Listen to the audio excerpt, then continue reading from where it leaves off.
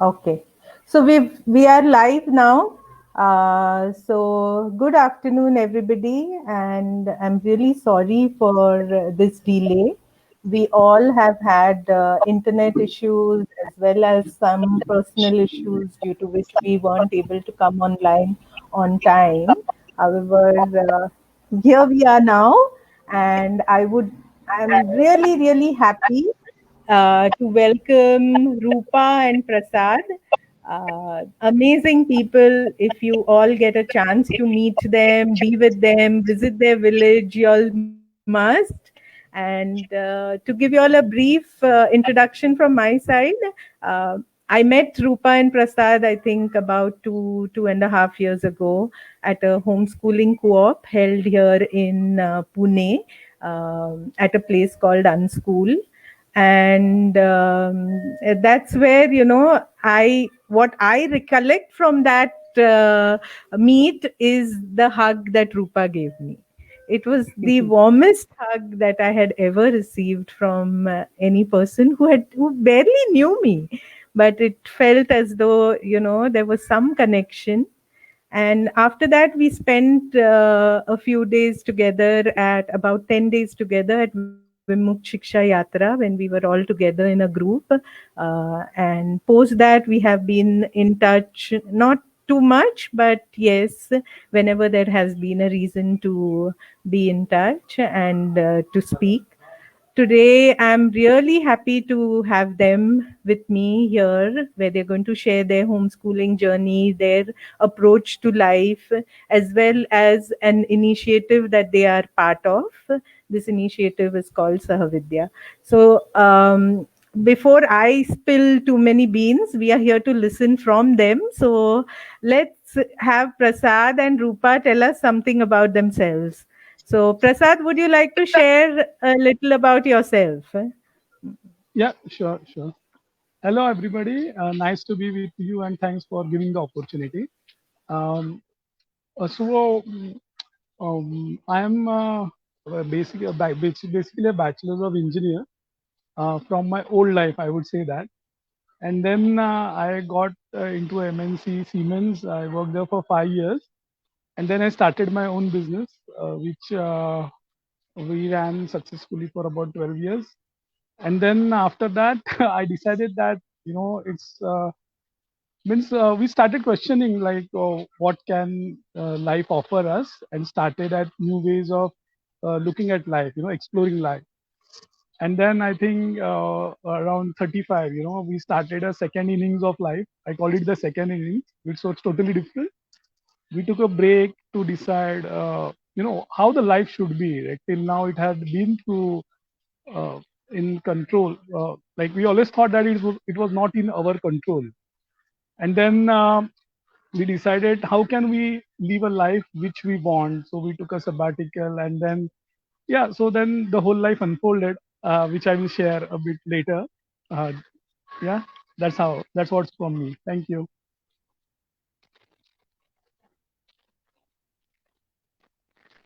Rupa. Yeah. Over to you, Rupa. Can you share Well, something about Prasad yourself? is in the sure. Well, for Prasad is in the frozen mood. I'll take that chance. I don't have to say statue to him right now. He's already right there. So Rupa here, and Prasad's wife, and Vallari's mother. And well, I have had a wonderful journey in my life. Um Always taking the paths less trodden, or always looking for that path, and not deliberately, but just because that's what felt right always. And as a parent, I'm on this really exciting journey with my daughter. In unschooling her, in this process of unschooling her, it seems like a verb where I'm doing something. Rather, it's about just being, and it's about just being there and watching something unfold of its own. And this is what, for me, this whole journey is about. Yeah. So, Audio, Rupa, audio. tell us some. Yeah, I got my audio. Rupa, tell me something about how did you all arrive at taking this decision for a second inning? I believe both of you were very successful in your professional careers. You all both had good jobs and you all were doing well. In fact, I think Prasad was also, he had founded his own company, right? And so, how was it? How was it when you all decided that you all want to take this break? Mm. Okay. Well, honestly, when you're successful at something, or you strike, you reach where you wanted yourself to be, or you want to see yourself. And somewhere down, when you are there, you arrive there, and then you realize, okay, now what? But even before that process,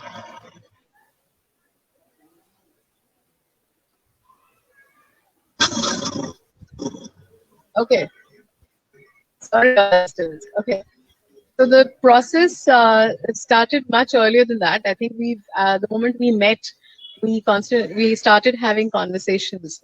These conversations were about my life, his life, the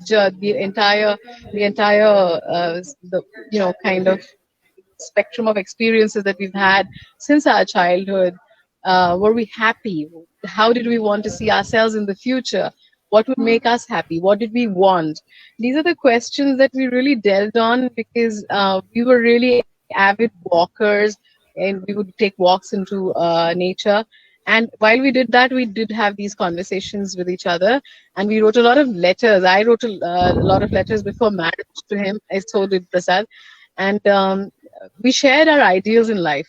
We shared what we wanted. And one of the things that I shared with him was that rather than, pursuing material success and, achievements and acquirements, I was more interested in something where I was looking for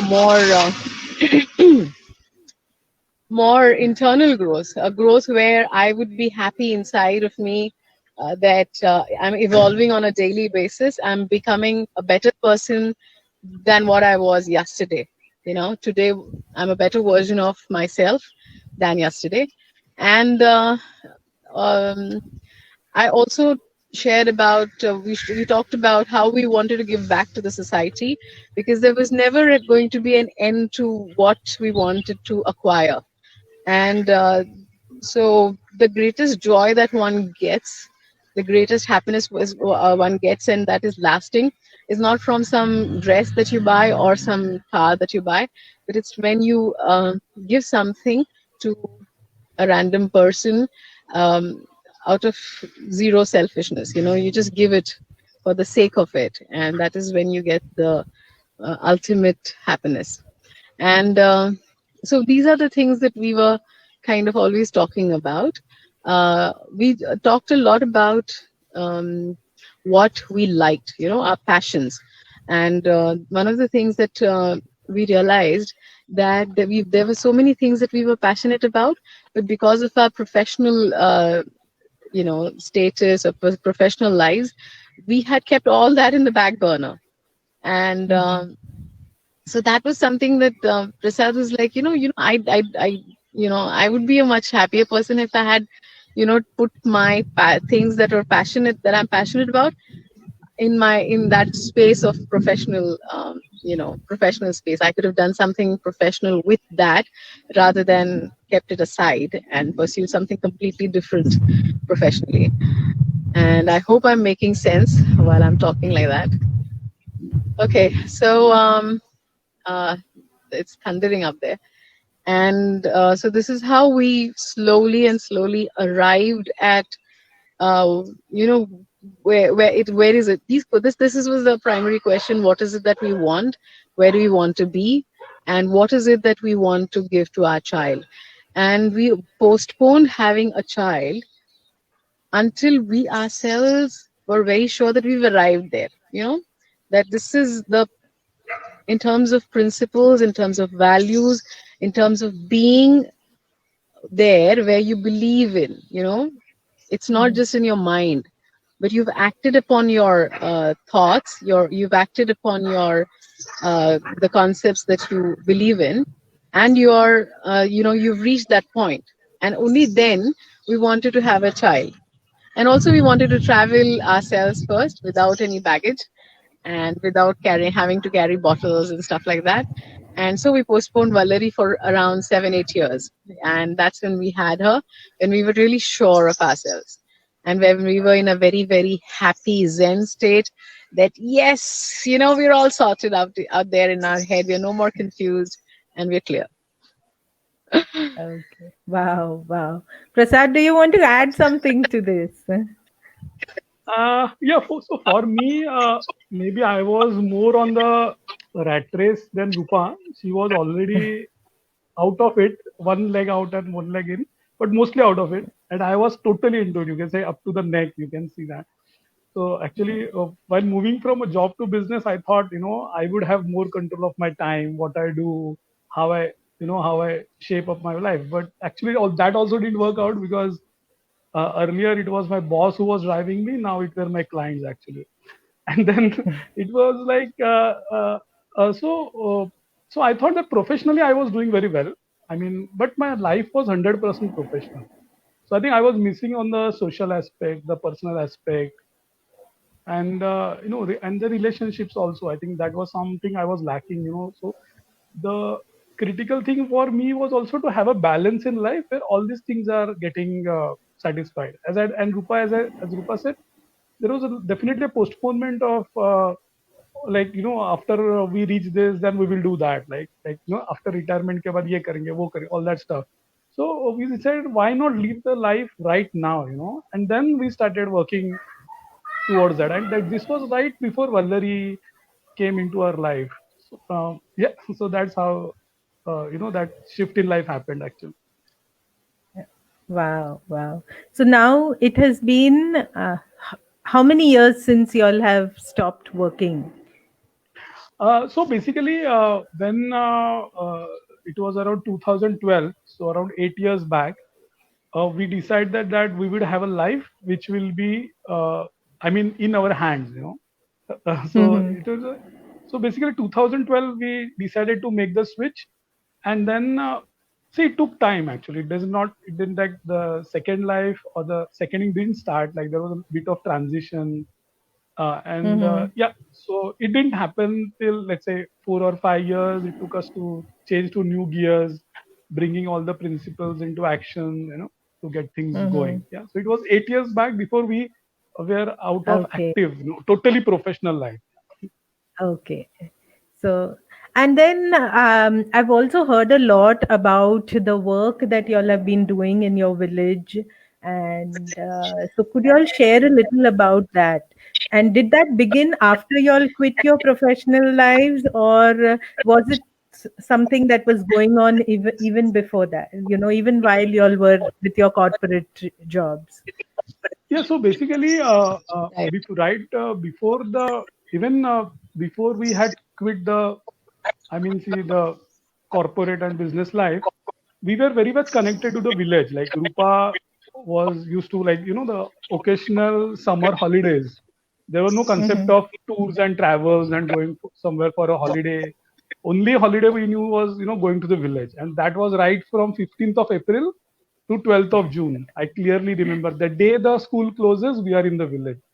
And both Rupa and me always remembered all these things, swimming in the river, going out with friends, collecting mangoes, helping my grandfather in the farming when it was in June.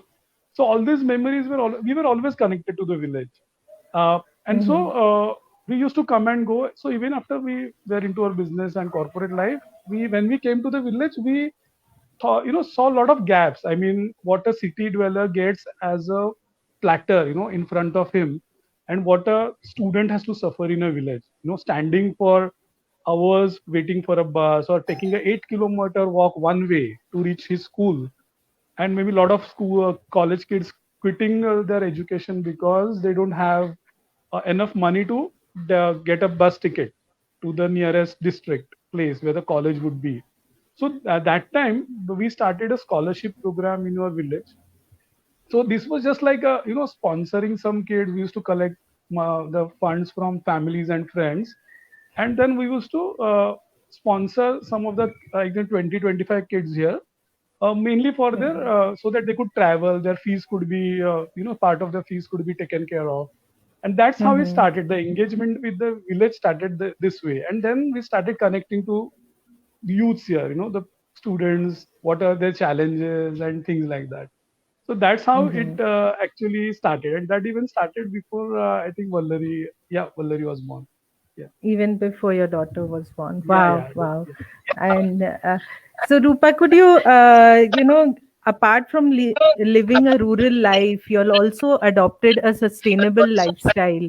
Can you all share a little about your sustainable lifestyle and what do you all do with it? How do you all, how are you all Yeah. sustainable? Yeah. So, right from our childhood, we always saw these contrasts, of living in a city and living a very typically a life where, there is anything you ask for was around, available to you, and it was a life of plenty in the city. And not just plenty, there was a huge contrast when you came back to the village. Food was always there. The all the fancy food in the city was replaced by all the fresh fruits and vegetables and everything. So that was there. Plenty was there, but there was, to some extent, some qualitative difference in the village and city life that we perceived even as young kids, right? And it remains; those impressions remain in your head. And over a period of time, what happens is, that that that I remember since my childhood having this feeling that, I want to, if I can, I want to do something about bridging that gap, or about doing something, something for the betterment of these people in the villages, because I saw that my friends in the villages were as brilliant, as intelligent, as amazing as city kids. But then look at the difference in the opportunities they got. And I thought, to my, child mind, it felt very unfair. It felt very Mm-hmm. unfair, and I could Mm-hmm. never shake that. Mm-hmm. So this was always there. In fact, in one of my love letters to Prasad before marriage, I told him that I categorically want to come to the village and work in the education sector. But then you always see yourself doing that at a much later, fag end of your life almost. But at the same time, when we started after marriage, you go to Matha Teko, to your ancestral gods, and that's when you realized that, what, you don't have to wait till that point. Right now we see an issue, let's address it in our capacity, whatever little we can, with our little, Mm-hmm. what do you call it, small share of money we can contribute. And we said, let's not do this alone, let's have others who are doing well and prosperous in the family. Let's pitch this concept to them and see if they can once in a year part with some amount of their money, and then we can collect this amount to give away the scholarship, so that this burden did not remain wholly on us. And then we could also, we were not then limited by our own funds. We could reach out to much larger number of people and number of students, and give them a more solid, scholarship, rather than just a very token scholarship. It was not a Right. scholarship to show that we are giving you a scholarship. It was a scholarship that was based on a proper survey and study, where we realized that this is the amount of fee they are charged. This is the amount that goes into buying the books. This is the amount that goes into buying the bus fare, and this is what we need to bridge. And yet we bridge that based on merit, in terms of what the child scored, whether they actually did get buy purchase their admission, buy for the sorry, pay fee for the admission, and stuff like that, proof of that. And based on those very stringent aspects, and also an essay, we were giving away the scholarships. So the children were always motivated to get higher scholarship. They would study higher, because the more marks they get, the higher they percentage of scholarship they got, and that's the maximum amount of expense would get covered that way. So this is the way we thought we were doing that for a huge number of years, and so this is that. Then it's eventually we moved towards the Pustak Yatra concept. So we realized that just supporting these college going kids who suddenly from after until 10th education is free in the village, and after 10 suddenly these farmer children of the farmers have to pay 5,000, 6,000, 7,000 as fees, and that is difficult, no? So but apart from that, there was this small kids ka section where these kids were not getting exposed to good literature, or were not getting good books, something to keep them hooked to stories, and thereby have a love for words, letters, and learning and reading, and just this whole, it goes on.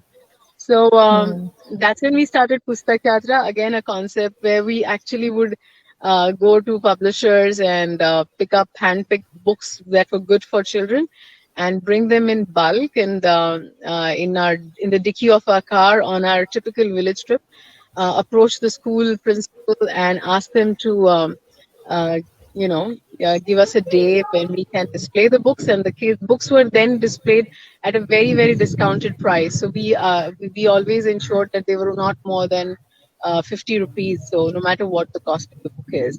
So let's say a book of 40 would be given for 20 rupees, a book of 10 would be given for 5, something like that. So it was always 50% slashed off straight away. And if it is more, we just said, okay, cap is 50 bucks is the cap, even if whatever the cost may be.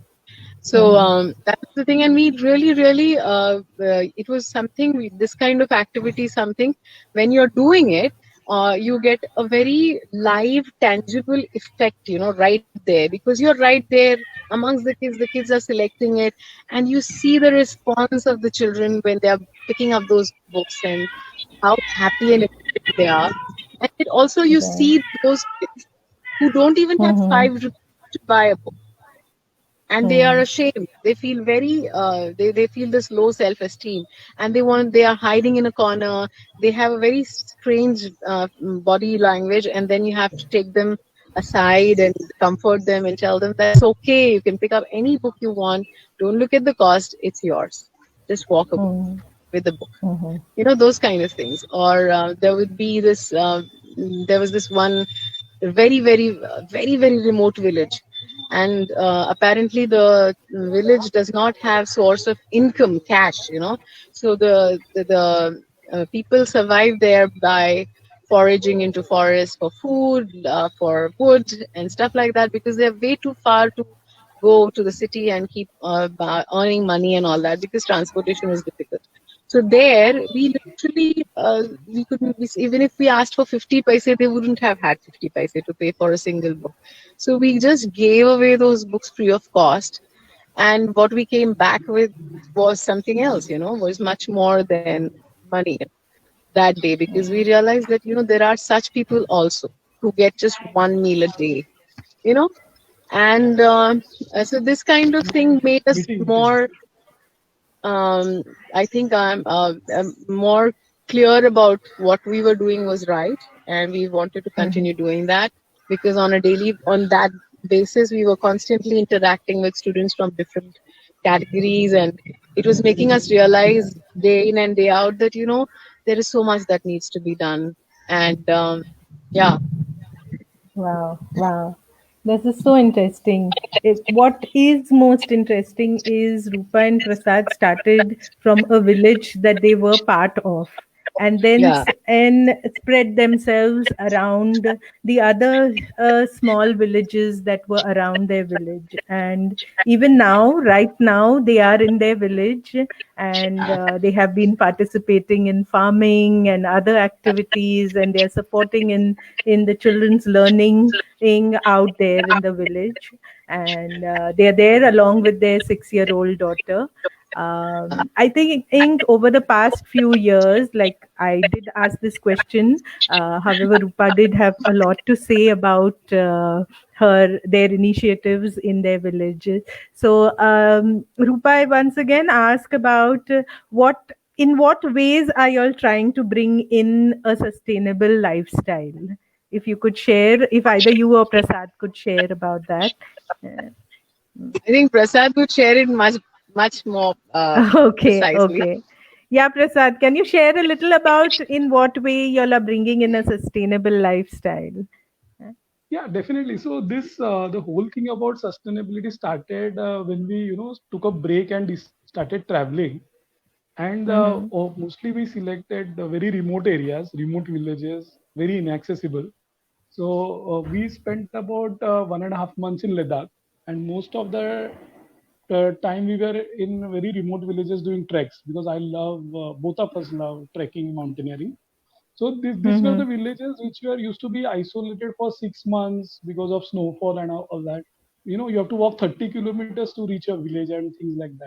And when we realize like how simple their life is, I mean, you, you having the vegetables there, which are they are growing, uh, working around, helping each other, very minimal use of energy. The energy footprint was very less. At that time, we realized how much you are consuming in a city. I mean, if you see a city, if you put a wall across it, if you see everything what a city dweller or we need, it coming comes from outside. We are just consumers. So this was some of the things we started realizing, and it started pinching because we are starting getting aware of it. We also attended Mr. Dilip Kulkarni's sessions about back to nature, and that made it more visible, like how the costs are externalized. We think that Mm-hmm. we are producing something, but the smoke and all that, someone else has to pay for the pollution. So ultimately we Mm-hmm. thought like the consumerism is something which was really getting means one of the key culprits in also making us material and also driving our life. Everything is Mm-hmm. based on consumerism, and that's the time we realized why not cut back. So basically when we came to the village, we sold all our electric, like microwave was given away, fridge was discarded. Prasad, Yeah. Prasad, your voice can be a little more louder. Yeah, and so Yeah, when we I was came to just the going to say village, that. yeah, so when we came to the village, like before Vallari was born, we spent about a couple of years in a village. So at that time, we had almost nothing here. Like, though there was no TV. TV was out of our life for quite a long time.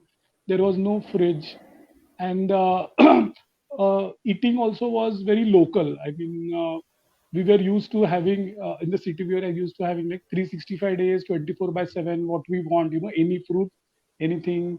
So moving to whatever is local, then going for a diet which is local, I mean, seasonal foods, eating what is available around. So these were some of the Mm-hmm. things, like cutting on our expenses, shopping, and of course we were not big shoppers, but even that weekend trip to a mall was cut off. So all that Okay. things, going from a consumerist lifestyle to of course it was not much, but going from that, even a normal medium, a middle class Mm-hmm. city dweller would do like us, to a life which is more of very self dependent. I mean, without very less energy footprint, eating local, very small things. That's what we integrate, and being conscious Mm-hmm. about buying new things like clothes. Like I don't think we have bought clothes for many years. That annual Bhaubis gifting is enough to take care of our whole entire year, For that. stuff like that. So Wow. reducing and thinking why to buy new things. Like if we have Mm-hmm. a car, then why not use it till it is 15, 20 years old? Not just because we have some balance in our account. Why not go for so about reducing our wants? That was very important because we were moving to a life which would be not have be supported by very active professional income. So reducing the wants Mm-hmm. also was part is added to our sustainability actually. You know, because Mm-hmm. the most of the money was going into would go into buying things, buying the next thing in life. So all this thing, Yeah. reducing your wants at all level, was one of the key things in our journey Wow. towards Wow. sustainability. Yeah. Yeah. Great, great. I And can add here, Sharmila. yeah, So I yeah. think when you are, it was always something which was a natural process. How we were always, our awareness was growing. Our awareness about us in the context of the earth environment that was growing. We realized that we need to do something about the environment. We are directly contributing to it. We attended workshops by Kulkarnis, Mm, Purnima and Kulkarni and all. And so we attended that. We realized that this is so much that there's so much we can do in daily lives, and on all spectrums. We were keeping our mind open for better ideas and bettering ourselves. And one of the things we realized is that there was so much to do, and we were. I was very happy that I was not spending hours in malls and online shopping, mm, collecting stuff that before you buy you feel they are really this is something I want to get, but the moment you get it, it's not as that great anymore. You lose the right. interest right away, and Yeah. so I think I've saved many hours of all that waste that I could have done. And in terms of this concept of identifying ourselves with your house, identifying ourselves with the way my house looks, with the way I look, with the way I carry myself, with the shoes I wear. They say first everybody looks at your shoe and all that, these funny concepts. So I think we did not identify ourselves with that. We realized that when I meet a person could be in a loincloth, he could be completely completely Adivasi, but I would still value him and respect him. I would still value a person, despite what he background he came from. The same way, Mm, if somebody was, going to give me that worth his attention, uh, despite what I looked like, that would be worth having a conversation. That would be worth it. Otherwise, it's fine. So mhm. we continue to remain very simple. There were a lot of societal pressures. Why don't you buy a dress? It's your birthday. It's the Diwali and all that stuff. But we still know, as long as I still have something to cover myself, and yes, it could be repetitive. It may have been worn last year, and it has happened with me where my sister-in-laws have said, "Oh, you wore that last year, so I'm buying your gift this year." That kind of a thing. So Yeah. would get something, and I would be like, "That's so not needed." But so this Mm, thing is, we how we evolved is that we started identifying what was it that really mattered and that really touched us to the core. That's it, and we stuck to it. amazing. Amazing. So it's not only about sustainable lifestyle by eating organic food, it is about eating local, staying in a rural area, as walking to places where you can, Yeah. about not buying things that you don't need, and in fact giving up on a lot of luxuries that you are used to. So that's an amazing journey that you all must have had, giving up on a lifestyle which had everything that brought in luxury to a lifestyle which is more simplistic, more minimalistic. So now moving ahead, Rupa and Prasad, your daughter Vallari, you'll have chosen a lifestyle which is sustainable, eco-friendly, which contributes back to the community, as well as y'all are bringing in the concept of natural learning for her, which means that would you like to share a little about what it means? Maybe Prasad could go first and then Rupa could add on. Mm. Yeah. So basically, this there was also evolution in the whole process, coming to Can you be a natural little learning. louder, Prasad? Yeah. Is it okay now? Yeah, much better. Yeah. So basically, the whole journey started first like during our reflections, we realized that the way we were educated was one of the key reasons in the way we were actually at that time. So before even Vallari was born, we had like decided we should not have a conventional education for her, right? And so we chose like at that time awareness was very less. I think I we stumbled across Arvind Gupta's website, which had a lot of collection of scanned books about all these alternative ways of education and things like that. And so we thought, okay, alternative school would help, right? And so when Mhm. Vallari was born, we admitted her to an alternative school. But unfortunately, the experience was not that great because the school had grown, and again, it was catering to parents as consumers. Because of scaling, they had to have teachers. Earlier, it was a parent-driven school, right? And then now they have to cater to a huge number of students with very less ratio of facilitators and things like that. So when Vallari was there, we thought, okay, she's in a very good school, and where there are Diwali projects. चलो let's make candle or whatever diyas and all that और उसको sell करेंगे फिर उससे learning करते so that was our initial thing like it is better than conventional education where we are doing practically projects and kids are learning for that even we tried that in uh, schools here in the Jilla Parishad school because that was the level of awareness we had at that time. And then when we realized Vallari was over time being very reluctant on going to school. I mean, she used to say, why they are telling me to do the same things, and they're making me sit in the circles and always telling me what to do. And at this time, we were exposing her to a unschooling environment here. Like there were co-ops, like that we met together.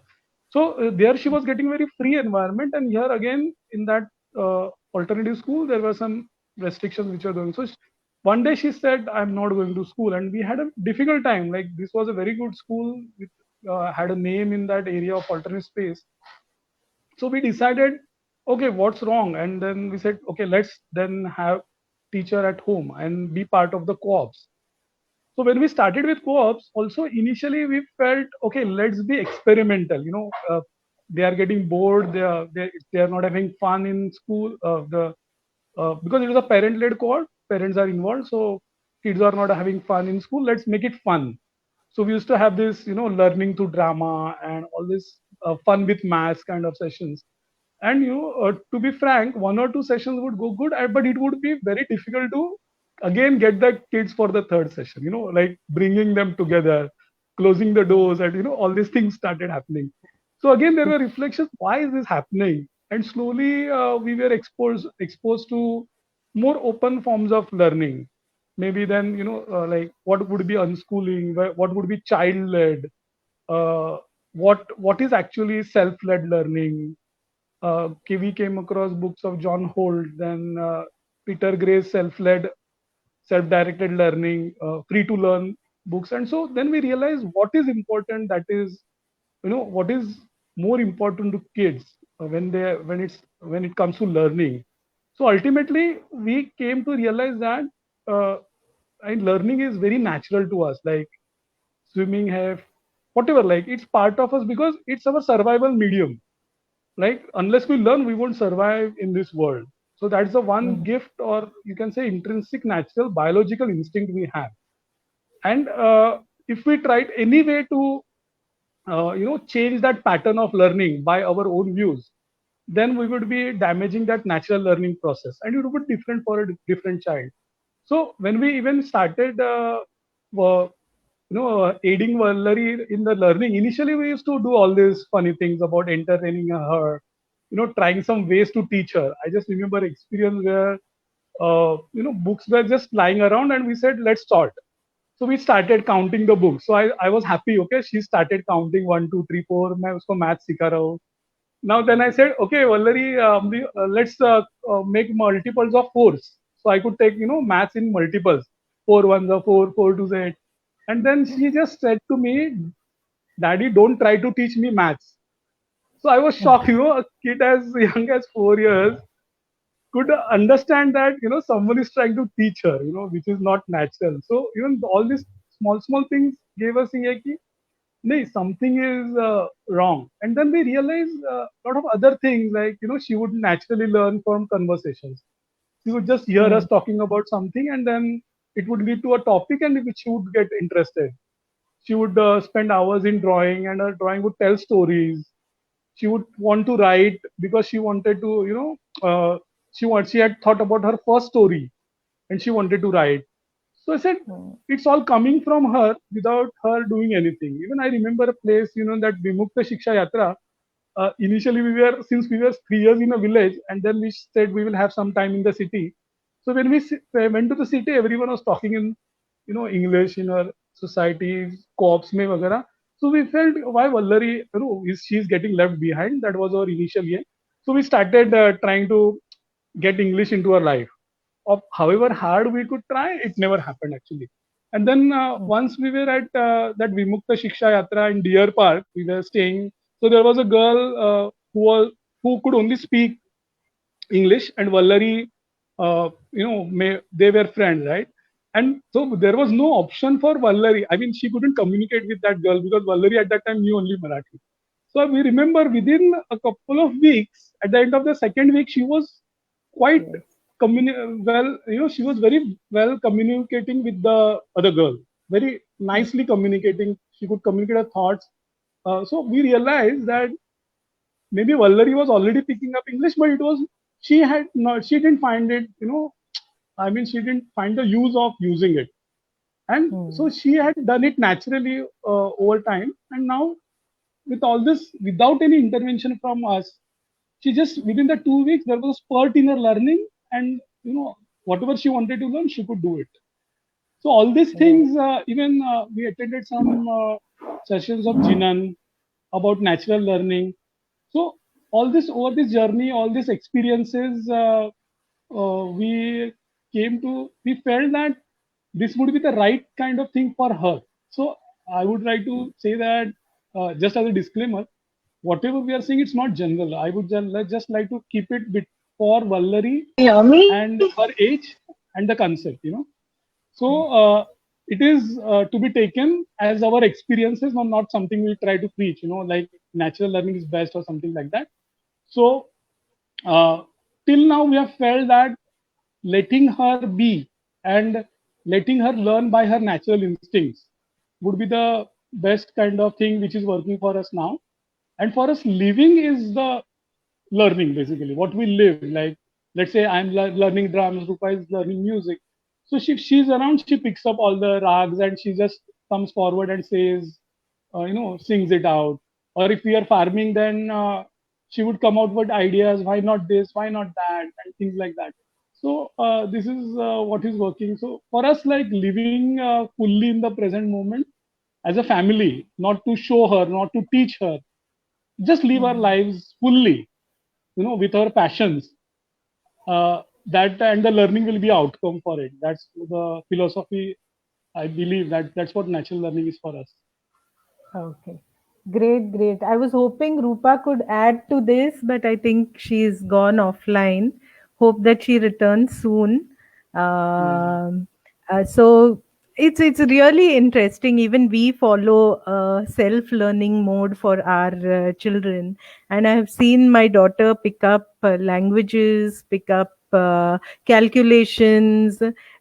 She picks up calculations when she picked up addition and all when we visited shops and vegetable vendors and to buy our Yeah. daily groceries and so on. So it's a wonderful way in which children learn. And yes, I also agree with you, Prasad, when you say that this is very experiential and it is not something that we want to market or we want to popularize. It is about every person wanting, whoever believes in it would naturally be drawn towards it and adopt it as their lifestyle.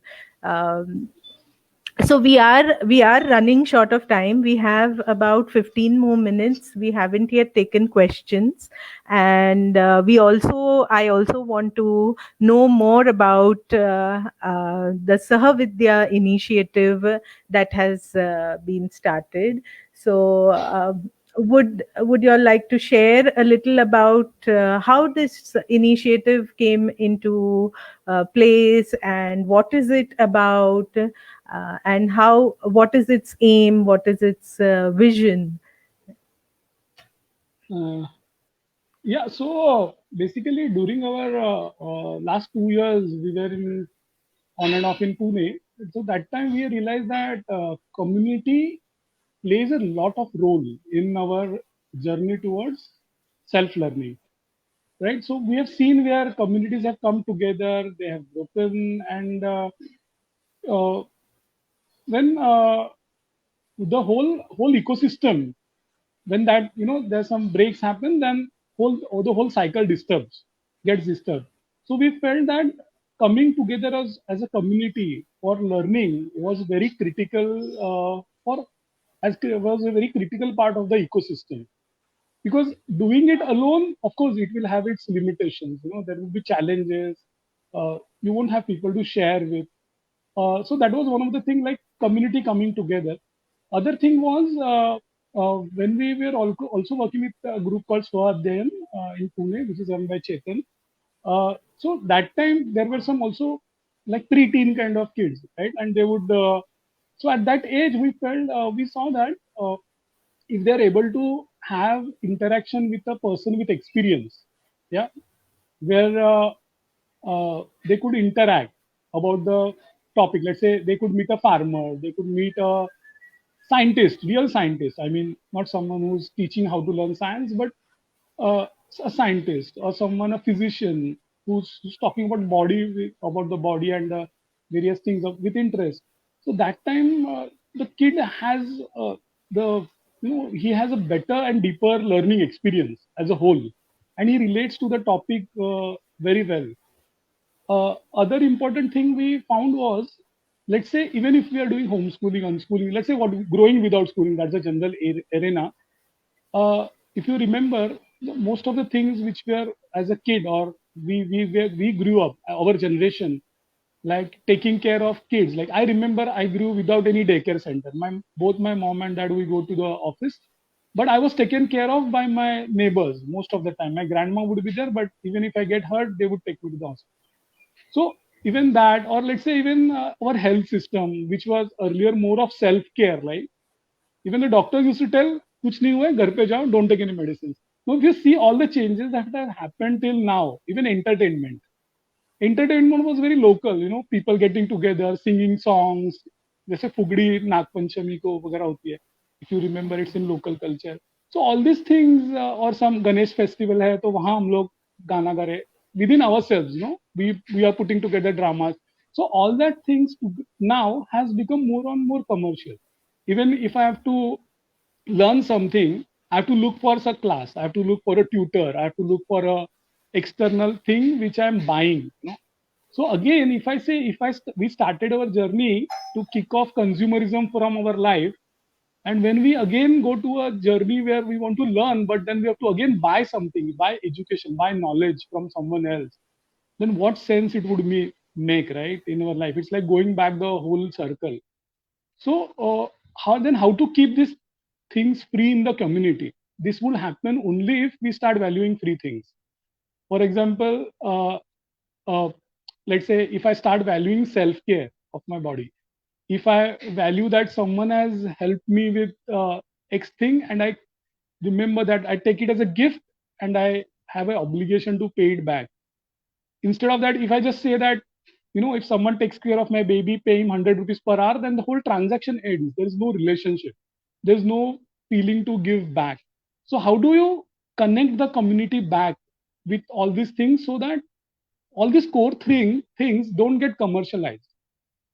Everything is, if you just look around, everything is getting commercialized around us. Even relationships are getting commercialized. It won't be it won't be far when parents start giving a bill to the kid after age 18. It won't be too far, I think, if we go this way. So how to bring back all these things back into the community, back into how to give importance to relationships? So all these things combined, like self-learning hai, mentoring, find the people with practical experience, not valuing the degrees, not valuing the social background.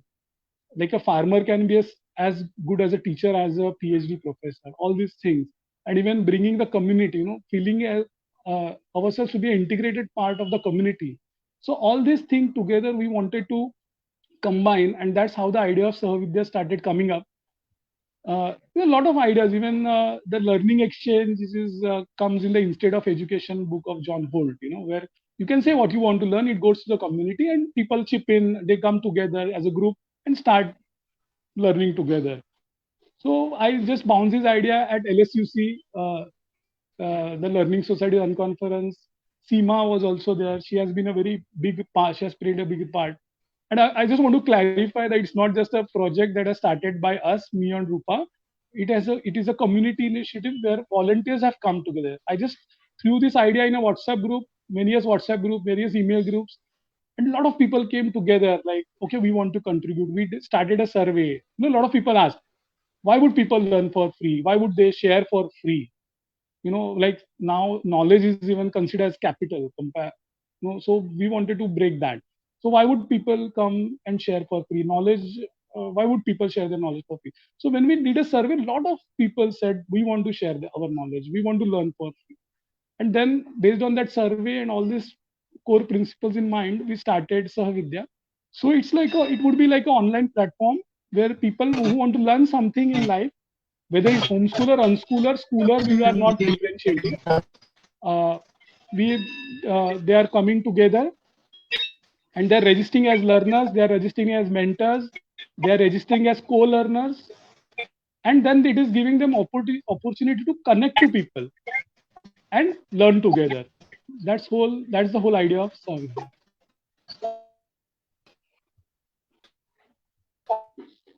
Hello, Sharmila, I'm clear.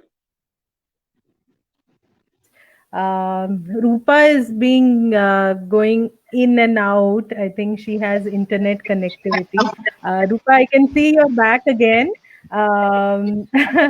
So we were talking about Sahavidya, and Prasad has shared about how the idea evolved and what it aims to do.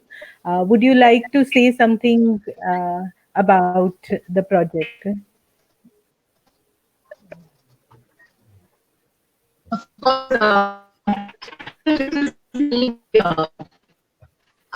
No, your voice, Rupa, isn't to be heard well. Is this better? Yeah, It's much raining here better. actually. Yeah, Is it yeah. okay? Yes, much Well, better. in terms of blaming it all on Corona is not the way to go for me. I would say that this was long overdue. This whole or relooking at, rethinking about education, relooking at education, and this was long overdue. And so many of us were just walking out of this particular system, very happy to have left it behind, but not looking back and asking ourselves, was it worth? Was it worth sitting for all these 12 years of odd years within four walls and learning about the world through printed letters when I could have gone ahead and touched it, out there. So I think one of those things about unschooling is the idea of unschooling is evolving. At the same Yeah, your time, voice is breaking, Rupa. So today we maybe are you need to be in one place. okay. No, I am in one place. I'm totally I'm glued to one place. Just that it's Okay, raining here. Probably that has affected the network. okay, And if it is not good enough, then I can just I think we should be happy with Prasad's inputs then. okay, okay. What do you say? Yeah. Uh, um, you were saying something really interesting, and what I got out of it was this idea was long time brewing up, and not only in your or minds, but probably many other people's mind, which is why a group of volunteers came to Yes. who start Sahavidya together, and this was about experiencing learning in its true sense. So rather than being, enclosed classrooms where and learning only by reading the letter or through the words that are spoken, why not we use all our sense organs to learn? And that is where the idea of Sahavidya is coming out. And Sahavidya also means learning together. So, Saha, all of Right. us are learning together.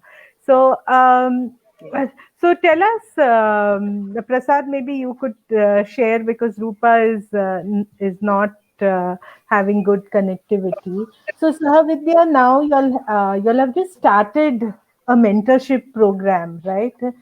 So, could you, and it is all around self-directed learning. So, could you just share in a small, maybe in a few words, what self-directed learning is and what your mentorship program is about? Yeah, so basically, if you see, there are a lot of mentorship programs, but they are like very consistent kind of, tutor or teaching kind of programs. But and for that also, you require a mentor to be someone who's like, having some knowledge, or knowing about the subject, not about the subject, but how to mentor and things that. But we wanted to break this stereotype where the learner would be mostly a self-directed learner, and of course, even if he's from anywhere, like schooler, non-schooler, anywhere, let's try to inculcate self-direction in learning. I just come to what we think about self-direction learning, and when he is on that journey, he would like to maybe co-learn with other self-directed learners, just bounce off ideas what they are doing together. It's fun to learn together. Or he would like to meet people who have practical experiences in that area. Let's say if he's getting interested in farming, if he meets a farmer, spends a day with the farmer, that's enough. The farmer is not a mentor here. Maybe the word it's a bit heavy for our system. It's like someone with a person, normal person with a practical experience. So even I can do something in, like, even so even you won't believe a person who like Indian cooking. People have registered with us for cooking, sharing their cooking experience. Housewives have registered for that. As simple as that. So I don't call her a mentor, but someone who is very keen on sharing what she knows, what she believes in, what she's passionate about, to a eager learner who doesn't want to, is not burdening the teacher or sharer with his, like, not a consumer. He's himself creating that knowledge, but he's guided by the learner by the mentor when he needs it. So that was the whole concept. So that's the reason we are combining self-direction. We are giving equal importance to self-direction, but self-direction, the journey being supported by some people with practical experience. And these people can be anything, a simple, a common man. Even we started with Jana Vidya as the first name, but we thought coming together was more appropriate for our project. So we went to Sahavidya. So now when you Okay. come to self-directed learning, I believe in simple terms, if a learner is able to decide what he wants to learn, how he wants to learn, when he wants to learn, and from whom he wants to learn, if he is given these choices, then I think this is what self-direction is about. Thank you. Wow. Yeah, yeah. This is such an apt definition of self-direction, and many people do ask me, as to what is self-direction and how do you do it, and I say it's something that's designed and directed and implemented by the learner themselves. But you have put it in such simple words. There's another important element about Sahavidya which I think people should know about, that it's completely based on gift economy. So, would you like to share a little about what is this gift economy about? Yeah, so basically, if you remember, or let's say you are doing something for the community, right? So when you say, Mm-hmm. when you are gifting something, you're doing it in a selfless way. So Right. if you see, the one of the key lines we are following for our website is, or our project is, uh, the meaning of life is to search for your gifts. It is by Pablo Picasso. The meaning of life is to search for your gifts, and the purpose of life is to give them away. That's how the whole life is about. So we have kept this as one of the core concepts. Even when we are gifted with some talents, you say when you say someone is gifted, right? He's talented. When you say it's gifted, it means that we have some natural talents, natural aptitudes which are gifted to us, or we develop also, we nurture them, right? They are our natural gifts, and when we share this to other with others, it's like gifting this to the other people. And that's, I Mhm. think, gift economy is something where we are sharing something which you feel yours to someone else without any expectation or any return thing, without any transactional value, without any monetary transactions.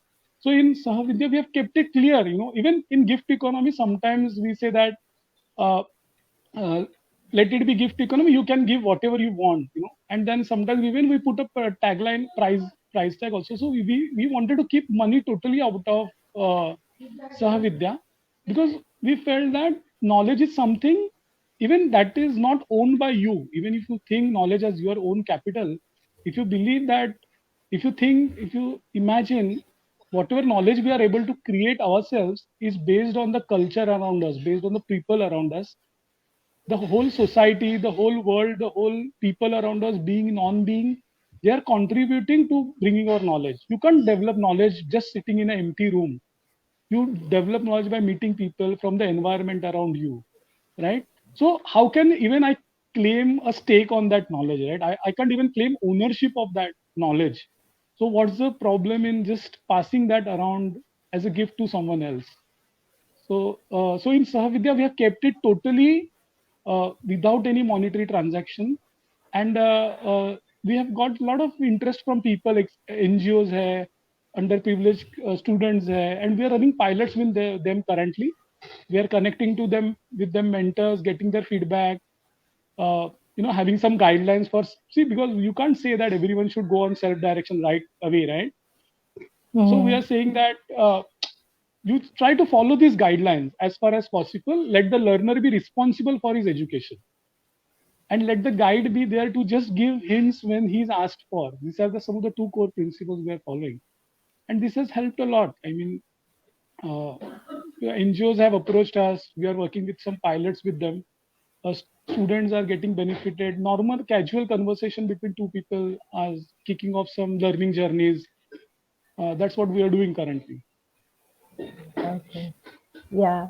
So gift economy is a very interesting concept. It generally takes people away from the consumeristic or the product oriented learning and brings them back to learning as a process, learning as a connection between the learner and the person who's sharing his or her learning. It takes away the element of transaction from the entire scenario. So it believes that if a person is genuinely interested in sharing the skills or the knowledge that one has, as one could do it just without thinking about money and without making it a business per se. So it's a very interesting concept. It probably brings us back to our olden ways of sharing and giving and connecting with each other and strengthening that bond that humans always had, and not making everything transactional. So that's really interesting. Rupa has gone offline. It's raining at the place where she is. Plus, she's in a rural area, so probably there's poor internet connectivity. We've already overshot our time by about 4 minutes. I don't see any questions being put up on the Facebook group. Probably everybody is quite interested. Has been listening with rapt attention, I suppose. So, if there are any questions from the viewers, please do type in. We'll wait for a few minutes and see what comes in. Or else, I would definitely suggest to everybody that Prasad and Rupa are here. They have a Facebook page for Sahavidya. and there is also a website of Sahavidya. You can be in touch with the program with them and see if you want to get involved. It is an interesting project. It is something that probably will bring back that intimacy and the connection and the deep relationships among community members. So, Prasad, I'm still waiting for any questions that could come up on Yeah, Facebook, yeah. but I don't see any. Would you, meanwhile, is there something else that you would like to share, or are there any ending words that you would like to share with all of us? Yeah, so basically, we have gone through a lot of phases, right? From looking for alternative education to calling ourselves homeschoolers to unschoolers, and so ultimately, we felt that identifying ourselves with any particular philosophy is quite challenging, or that's we didn't enjoy over time, because we have to adapt as your child grows. uh, the needs are different, uh, they keep changing. So ultimately it is about connecting to each other. Like, even if I start identifying myself as a homeschooler, unschooler, or something like that, again I am separating myself from the community. So I think anything, if we think, we have come to a point where we evaluate all things that come in your life as, am I trying to separate, is it creating a separation between me and the community, or I'm getting integrated back into the community, I'm connecting to people. So if I get that answers, no, I'm connecting to people, I'm making relationships, I think then that makes sense to me. Us currently, I think just try to have a look at this. Just don't look it as an unschooling journey, homeschooling journey, but I think just look it as a complete process where we are together doing something better for the humanity and mankind. Thank you. Yeah. Wow, such lovely last words, that don't think of it as something that I am doing. It's something that we all are doing together.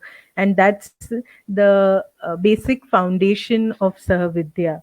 So I do hope that people will connect and go through the Facebook page of Sahavidya as well as the website.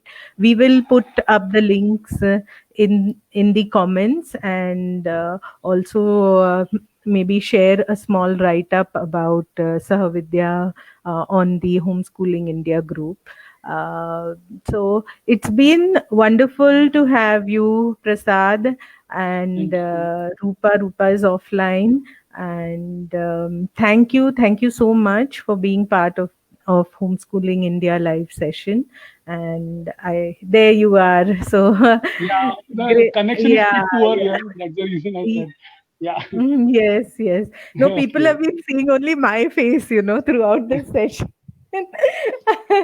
But that's okay.